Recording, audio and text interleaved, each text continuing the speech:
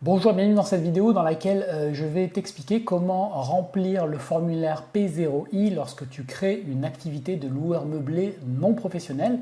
Donc on se retrouve sur l'écran ensemble, c'est une vidéo pratique, on rentre dans le sujet tout de suite. Alors voilà, le formulaire ici porte un numéro magique comme sait le faire l'administration, 119 21 5, déclaration de début d'activité de personnes indépendantes. Donc il faut télécharger ce petit formulaire, il y a une notice. La notice ici, c'est du langage pareil qui ne va pas forcément répondre aux questions que se pose le commun des mortels.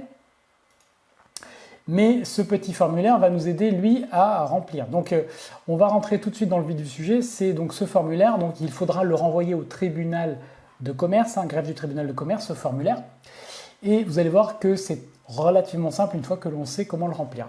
En préalable, bien entendu, si vous n'êtes pas comptable, je vous invite à contacter un comptable qui le remplira pour vous. Ça sera quand même plus simple. Mais si vous souhaitez comprendre ce qu'il fait ou comment le remplir vous-même, eh bien, vous allez tout comprendre ici.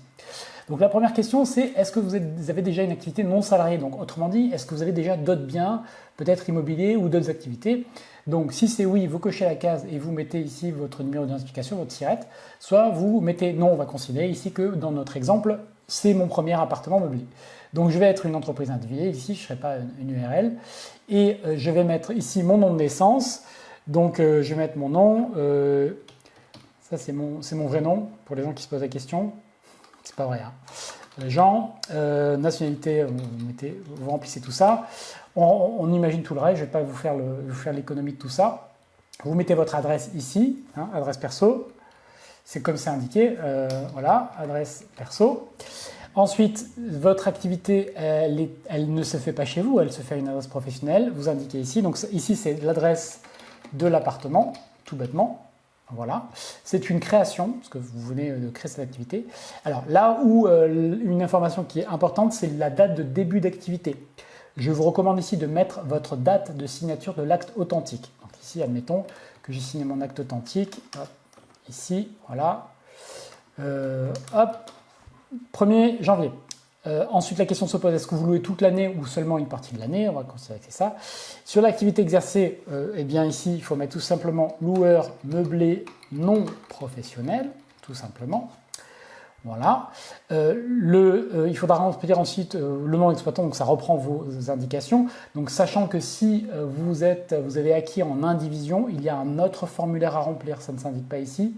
Voilà, ça fait partie des subtilités. Ensuite, côté fiscalité. Donc, côté TVA, on est en franchise. Dans ce qu'on fait en location meublée classique, on est en franchise de TVA, pas de question. Côté ici, BIC, donc nous on sera au BIC, on ne sera pas BNC, ce sera BIC. Et on a le choix entre micro et régime réel simplifié. Le régime Noël, j'en parlerai pas. Donc, à partir du moment où vous faites des travaux, vous serez bénéficiaire, vous aurez intérêt à choisir le réel simplifié. Bon, si tout cela ne vous parle pas, je vous invite à regarder d'autres contenus pour comprendre ce que c'est. Mais voilà, à partir du moment où vous avez fait les travaux dans votre appartement, le régime réel sera généralement le plus indiqué, sinon le régime micro par défaut. La date de clôture, généralement c'est 31/12, c'est l'année, fin d'année. Voilà, donc la partie basse on ne la remplit pas. L'adresse de correspondance, eh bien c'est la même que votre adresse personnelle. Ensuite, le déclarant, vous remplissez fait A, donc on n'est toujours pas là-dessus, vous signez ici et c'est terminé. Voilà, et le formulaire est rempli, il n'y a rien d'autre à faire. Donc voilà, ici c'est recopié, vous l'imprimez, vous l'envoyez au greffe du tribunal et ça y est, votre activité indépendante sera créée. Ensuite, il vous restera à choisir un centre de gestion agréé et à faire les démarches par rapport à la CFE et votre activité de loueur meublé non professionnel sera lancée, tout simplement, que ce soit du meublé à l'année ou de la location courte durée.